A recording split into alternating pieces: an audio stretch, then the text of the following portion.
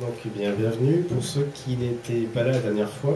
Donc, je rappelle que nous nous intéressons à la différence entre réflexe et réflexion chez Bergson. Donc, le réflexe trahit tout ce que je ne pense pas assez. Et la réflexion, c'est donc le retour sur soi, c'est-à-dire ce qui permet le changement ou l'évolution.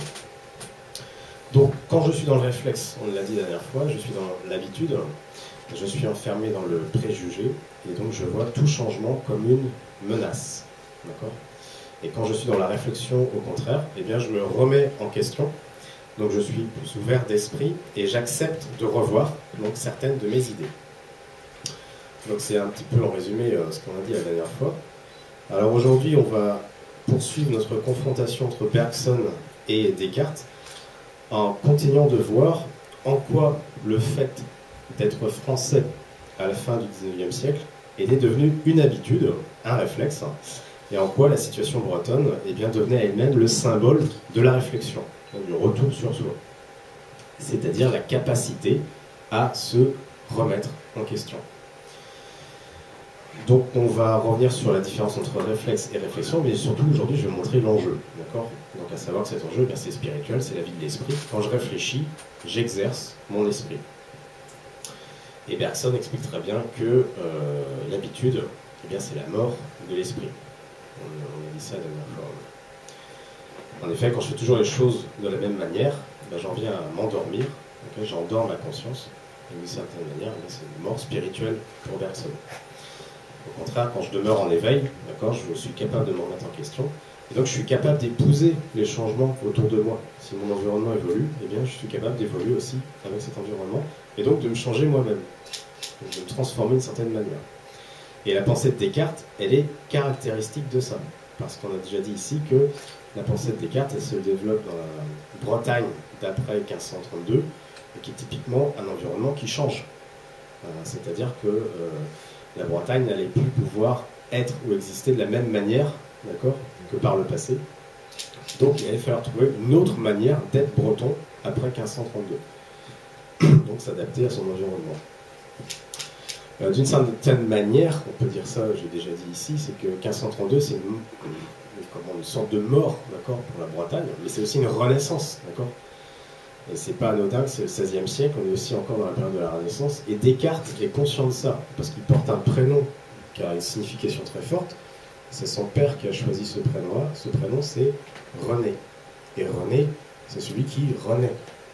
Et le père de Descartes a voulu donner effectivement une symbolique forte au troisième enfant, ou au deuxième fils, Descartes, en sachant très bien qu'il allait être breton, comment dire ça, d'une nouvelle manière. Donc l'enjeu de la séance d'aujourd'hui, c'est de mettre en évidence que pour Bergson, entre réflexe et réflexion, c'est un peu la question de l'identité qui se joue. En effet, quand je vis par réflexe, je suis un automate, je suis le jouet des événements, alors que lorsque je réfléchis, ce que nous invite à faire Descartes, je suis maître de ma vie. Et Descartes insiste beaucoup là-dessus dans le discours de la méthode. Réfléchir, c'est être maître de son destin. Donc être capable de décider, épouser les événements, les transformer, et si possible, dans mon sens à moi, c'est-à-dire dans un sens positif. Donc il y a plus aussi dans l'enjeu de l'identité, c'est à savoir qu'être dans le réflexe ou l'habitude, pour Bergson, c'est aussi oublier le projet d'être soi. Donc chez Descartes, c'est très important aussi, le projet d'être soi-même. C'est qu'en fait, quand on est dans l'habitude, on rêve à ce qu'on pourrait être, mais sans le réaliser. Donc ce point-là, c'est crucial, car Descartes nous dit que l'identité de l'être humain, du sujet pensant, lorsqu'il réfléchit, c'est la concordance ou la coïncidence entre ce qu'il pense et ce qu'il est. C'est le fameux « je pense, je suis ». Donc je suis en coïncidence avec moi-même. Donc c'est une forme de cohérence et d'intégrité. Donc la réflexion permet ça. Quand je réfléchis, je fais retour sur moi-même, donc je cherche cette cohérence. Quand je suis dans l'habitude, je ne la trouve pas. Je suis un peu décalé par rapport à ce que je vis, ou en porte-à-faux avec moi-même.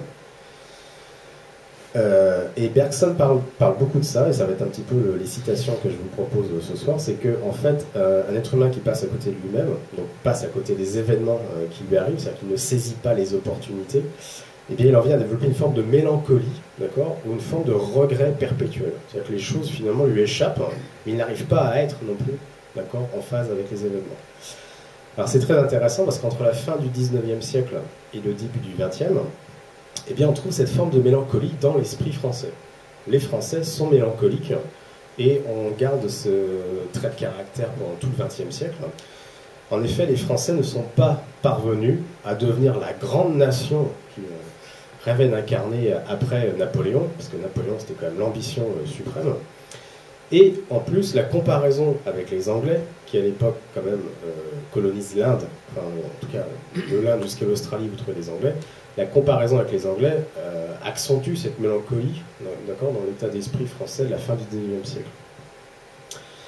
Donc la France, elle peine à se donner une culture et une philosophie, et si on a fait de Bergson le grand philosophe de l'époque, le philosophe de référence, celui qui allait remplacer Descartes, eh bien c'est aussi parce que c'était le seul qu'on avait sous la main.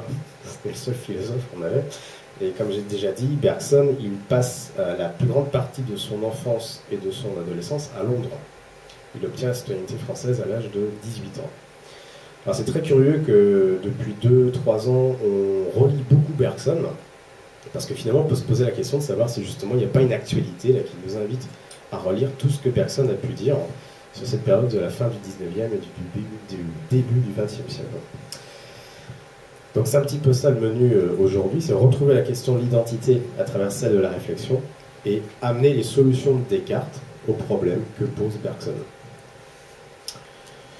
Alors brièvement, je vais rappeler que Bergson, il met en évidence dans ses livres qu'un nombre important de nos choix se forme sous la pression de notre entourage.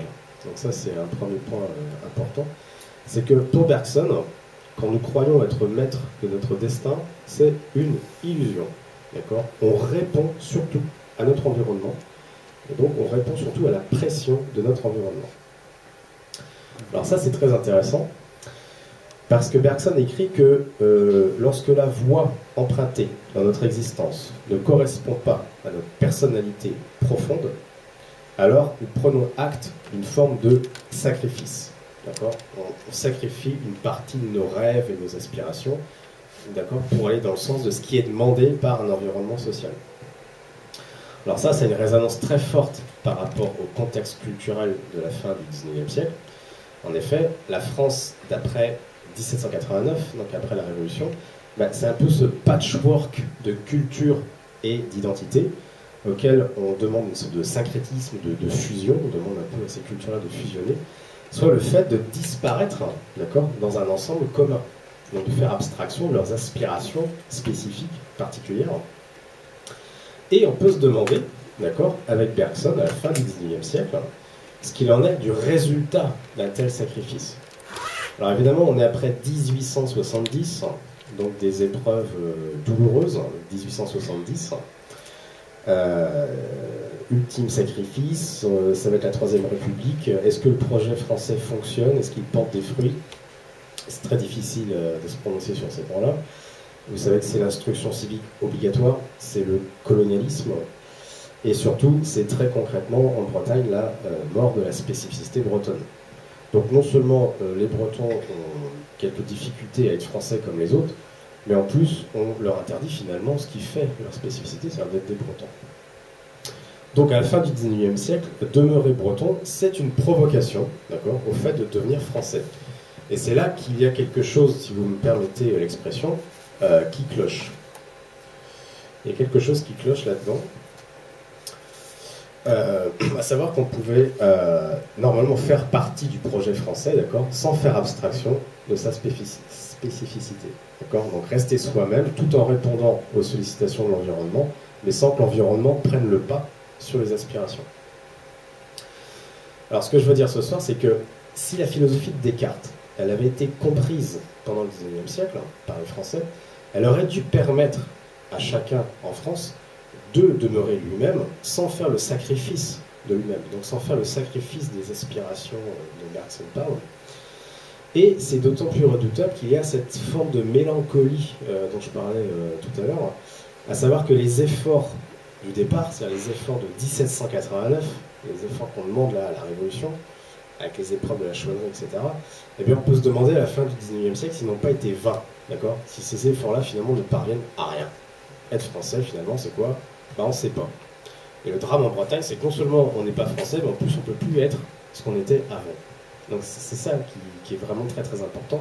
Et la philosophie des cartes aurait dû être une ressource, mais ne peut pas l'être parce que c'est le cartésianisme, etc., que Bergson remplace. Et j'avais dit la dernière fois, j'ai parlé de Jules Lequier, penseur breton, qui incarne cette tragédie, justement. C'est qu'on ne peut plus être français, on ne peut pas être français, je veux dire, mais on ne peut plus être breton non plus. Alors, si on analyse un petit peu plus en profondeur les choses, c'est comme si les Français s'étaient dit après Napoléon, donc on pouvait être tout, le grand rêve français, l'universaliste, hein, et au final on n'est rien. Voilà. Et c'est après 1870, vous savez, c'est l'époque où on construit le Sacré-Cœur à Montmartre. Le Sacré-Cœur, c'est un symbole fort d'union spirituelle, de dire mais finalement, si les efforts, d'accord, ne mènent à rien, il n'empêche qu'on est encore tous ensemble, on est encore une grande nation, et ça spirituellement c'est très important. Mais l'esprit ne masque pas les souffrances, ne dissimule pas les souffrances, et la fin du XIXe siècle, c'est effectivement un contexte extrêmement difficile en France. Donc le rêve français de 1789, donc l'universalité, Napoléon, les droits de l'homme, eh bien on se rend compte, à la fin du siècle, il est illusoire, et que les droits de l'homme, en l'occurrence, eh bien, sont même pas respectés sur le territoire. D'accord ? On prive les gens d'une culture, on prive les gens d'une langue, et puis c'est la colonisation aussi. Donc vous savez que c'est l'Afrique du Nord, c'est l'Algérie, qui se révélera être un échec également. Donc les Français rêvaient d'être tout, d'accord ? Ils ne sont rien, et c'est ce que dit Bergson, sous la pression sociale, sous la pression de l'environnement, on en vient à s'oublier soi-même, et on se demande en vue de quoi les efforts et les sacrifices ont été réalisés.